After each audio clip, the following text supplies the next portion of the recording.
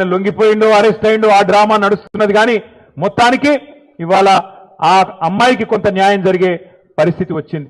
ఇవాళ నేను ఒకటే అడుగుతా ఉన్నా ప్రధానమంత్రి మోడీ గారిని, అయ్యా మీరు అంటున్నారు బేటీ బచావ్ బేటీ పడావ్ అంటున్నారు, కేవలం నినాదాలకే పరిమితమైతే న్యాయం జరగదు. మోడీ గారు బహుశా భారతదేశంలో మొట్టమొదటిసారి ఒక కేంద్ర మంత్రి కొడుకు మీద లుకౌట్ నోటీస్ ఇచ్చే పరిస్థితి వచ్చింది.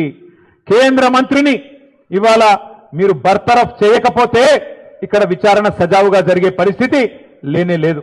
ఎందుకంటే ఆ తప్పు చేసిన వ్యక్తిని దాచిపెట్టింది ఎవరు? 9 రోజులు ఎవరు దాచిపెట్టిండ్రు? ఆ కేంద్ర మంత్రి గారే కదా. ఇవాళ ఒక్కసారి దయచేసి ఆలోచన చేయండి. నిజంగా కూడా ఇలాంటి వ్యక్తులు పదవుల్లో కొనసాగుతూ ఉండడం అది తెలంగాణకే కాదు భారతదేశానికి కూడా అవమానకరం.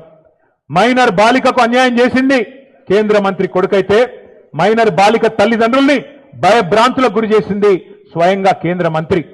ఆయననే పిలిచి బెదిరించి వాళ్లను మరి ఇబ్బంది పెట్టే ప్రయత్నం చేసినారు.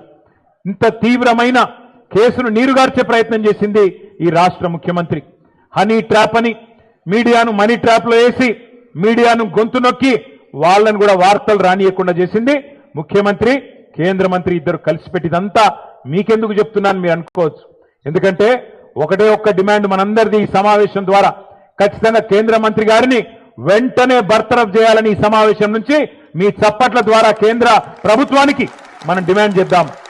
లేకపోతే ఏ ఆడపిల్ల కూడా ధైర్యం చేయదు. రేపు తన మీద ఏం జరిగినా, ఏ అఘాయిత్యం జరిగినా ముందుకొచ్చే ధైర్యం చేయరు. పెద్దవాళ్ళు తప్పించుకుంటారు. అధికారంలో ఉన్న వాళ్లకు ఇబ్బంది కాదు అనుకుంటే ఏ ఆడకూతురు కూడా రేపు బయటికి వచ్చి మళ్ళీ కంప్లైంట్ చేయడానికి కూడా భయపడే పరిస్థితి వస్తుంది.